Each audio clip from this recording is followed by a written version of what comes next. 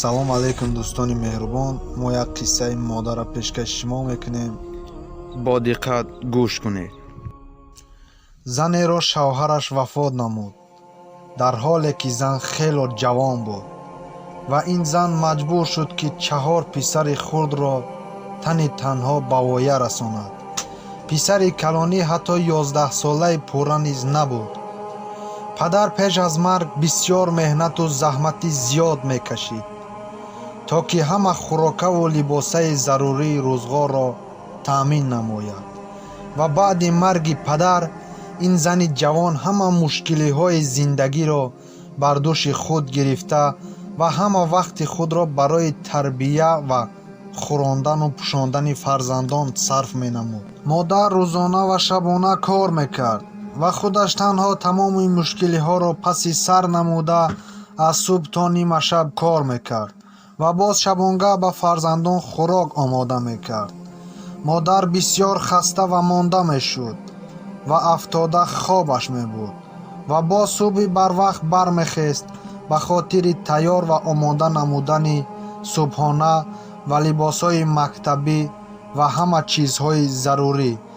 бо ин ҳама мушкилиҳо модар худро тасалло медод ки ҳамааш хуб аст ва онҳоро ба мактаб равон мекарду бесаброна баргаштани онҳоро интизор мешуд.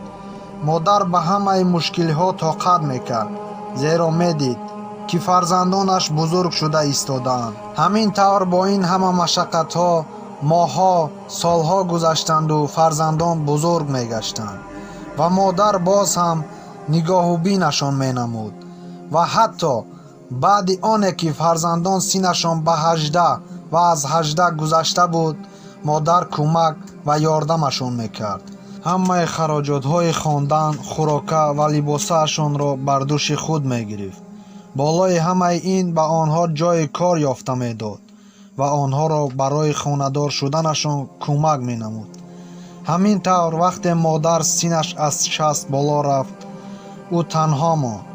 ҳама меҳнату заҳматҳои солҳои тӯлонӣ беасар ё бетаъсир намонд. модар фалаҷ шуд. фарзандон ҷамъ шуданд ва ба мақсаде омаданд ки модарро бо навбат нигоҳубин менамоянд. бо мурури вақт саломатии модар бад шудан мегирифт ва модар аз сухангӯӣ монд. ҳамсарони писаронаш ба ӯ муомилаи бад ва баъзан таҳқир ҳам мекарданд. модар бо ҳама ин тоқат мекард. илова бар ин, он писароне ки аз рӯзи таваллуд то ба хонадор шуданашон кӯмакашон карда буд ва акнун уҳдабароии худ шуданд, ба ҷои оне ки ин масъулиятро бар дӯш гиранд, баръакс ҳавола мекарданд ба якдигар. ҳамсарҳои онҳо ҳеҷ яке омодаи нигоҳубини модари бемор набуд. баръакс байни худ ҷангу ҷанҷол ва модарро ба якдигар вогузор мекарданд. вақте нигоҳубини модар навбати писари хурдӣ расид, маълум шуд ки вай бо ҳамсару дӯстонаш ба шабнишиние даъват шуданд ва ӯ намехост ки ин шаби дилхуширо аз даст диҳад. бо модар чӣ кор карданашро намедонист ва ба бародари калониаш занг зада гуфт: ман имрӯз вохӯрӣ дорам ва бо модар будан наметавонам. модарро ба назди ту меорам. бародарон ҳамдигарро таҳқир мекарданд ва бародари калонӣ гуфт: ман дар он намекушоям агар ту модарро биёрӣ. ба ҳамаи ин нигоҳ накарда шаб писари хурдӣ модарро ба хонаи писари калонӣ овард ва муддати дароз дари ин хонаро кӯбид, лек писари калонӣ дарро боз намекард. писари хурдӣ бо овози баланд фарёд мезад: дар ин пушти дар модари ту нишастааст. ман ӯро гузоштам меравам. ва рафт. модар ҳамаи инро дид ва шуниду ашко аз чашмони модар беист ҷорӣ мешуд. модар ҳаракат ва сухан гуфтан наметавонист ва ҳеҷ як қуввае ҳам надошт. ҳамин тавр ҳеҷ кас дарро накушод ва ҳеҷ кадомаш фикр ҳам накард ки модар шояд нӯшидан, хӯрдан ва ё хоб кардан мехоҳад. ин буд баъди ин қадар солҳое ки модар кӯшишу талош мекард барои онҳо. дар ҷавоб ин буд аз писарони бепарво ва бераҳмаш. модар дар пушти дар аз ҳаёти гузаштааш ёд меовард.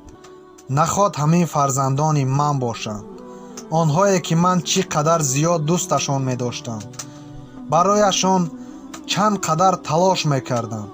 ҳар шаб чанд маротиба аз хоб бедор кардаву об ё ин ки чизи дигаре мепурсиданд.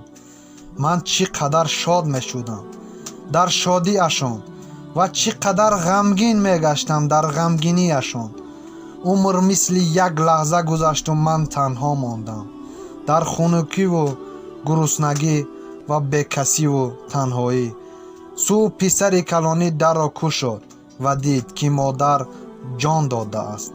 дар қуръони карим оварда шудааст ки бо падару модар муомилаи хуб кунед ва дар наздашон уф нагӯед.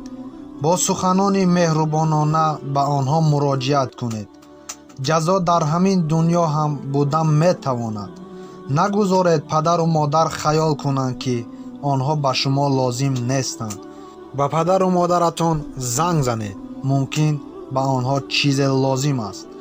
падару модарро хабар гиред, бо онҳо зиндагӣ кунед. оғӯши гарматонро барошон боз кунед. бо таваҷҷӯҳ ва меҳрубон бошед. онҳо ба таваҷҷӯҳи шумо эҳтиёҷ доранд. фарзандони шумо мебинанд ки шумо чӣ гуна муомила мекунед ва ҳамон муомиларо бар худи шумо хоҳанд кард.